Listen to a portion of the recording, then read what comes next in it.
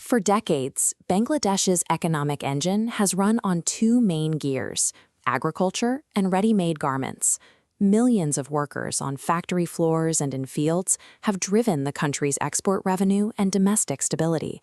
But outside the traditional factory system, a massive parallel workforce has quietly emerged. Millions of tech-savvy young people are freelancing, developing software and producing content. They've built an entirely new shadow economy, operating largely beyond the reach of formal state financial infrastructure. Despite their numbers, these digital creators face steep institutional barriers. Mobile telecommunications carry a staggering tax burden of nearly 50%, while freelance and content creation services are hit with a strict 15% value-added tax. The very tools required to participate in the global digital market are severely penalized. The 2026-2027 national budget signals an abrupt shift in strategy. Instead of relying solely on physical manufacturing, the government is formally acknowledging intellectual manufacturing, making the creative economy a core pillar of national planning for the first time. Right now, the country has the exact demographic raw materials needed to compete in a rapidly digitizing global market.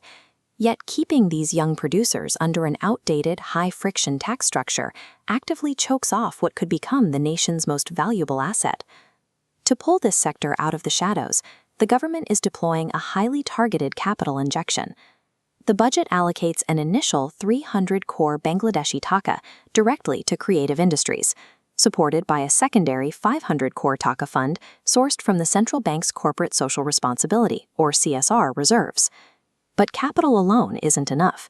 The barrier to entry has to drop.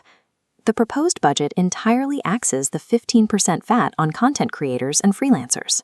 Concurrently, a 300 Taka tax previously attached to mobile SIM cards is being scrapped to directly lower telecom overhead. With basic operational costs lowered, the next step is scale. The plan introduces access to low-interest credit lines and specialized venture capital funds exclusively earmarked for digital startups and creative entrepreneurs. Previously, a young animator or game developer had to navigate a system designed for large agricultural exporters, paying heavy taxes on digital tools with almost zero access to institutional credit. Now, they are offered an environment built specifically for the rapid iteration and low overhead of digital work. Lowering taxes while simultaneously offering targeted funding creates a powerful incentive structure. It makes operating legally more profitable than operating off the books, naturally drawing a massive, untracked workforce directly into the measurable national GDP. To anchor this newly formalized workforce, the government is introducing physical infrastructure known as creative hubs. These are dedicated spaces engineered to fuse traditional cultural exhibitions with modern digital workspaces. The centerpiece of this initiative is a massive 160-acre central creative hub planned for the Purbanchal district of Dhaka.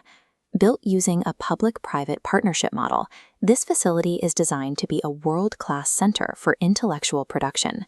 Production can't be limited to the capital.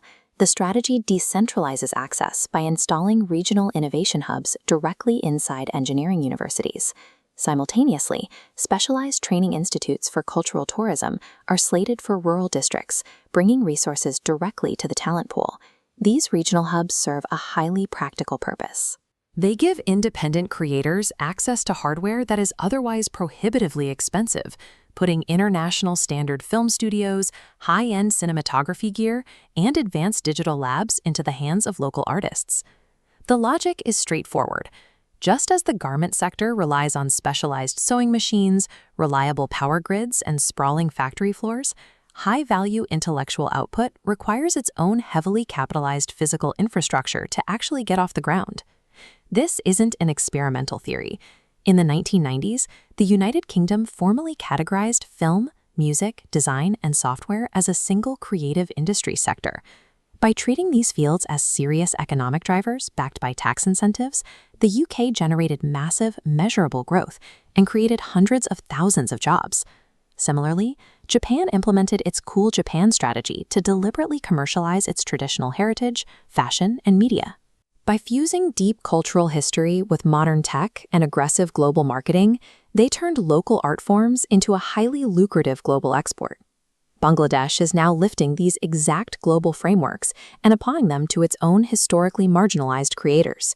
Regional weavers, potters, and craftspeople are being integrated into the same economic model as software developers and digital animators. Through an initiative called One Village, One Product, the state is actively identifying specific regional crafts, like terracotta or jamdani weaving. They are then pairing these rural artisans with a national pool of modern designers to plug traditional goods directly into high-value global supply chains. A rich cultural history is an excellent foundation, but on its own, it does not guarantee profit.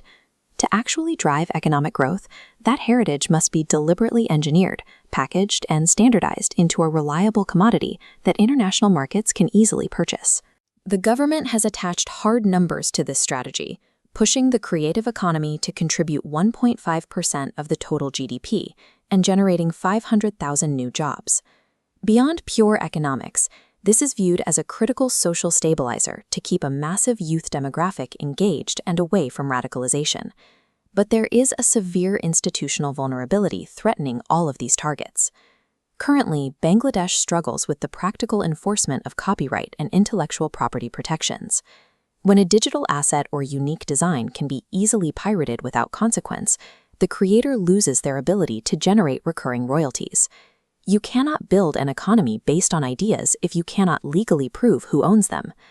Until intellectual property rights are strictly enforced, the creative sector will struggle to attract serious international investment or generate sustainable, taxable national wealth.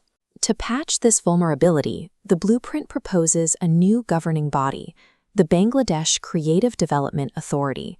This agency's specific mandate is to provide the legal muscle needed to enforce copyright protections, while simultaneously spearheading an aggressive global marketing campaign. At the core of that campaign is a new national brand identity, created in Bangladesh. The goal is to aggressively pivot the country's international reputation away from being a low-cost physical assembly line and reintroduce it as a high-value exporter of original cultural and digital products. The physical spaces are funded, the tax burdens are lifting. If the state can successfully build out these technological hubs and enforce the legal rights of its creators, Bangladesh is perfectly positioned to permanently redefine its economic leverage on the world stage.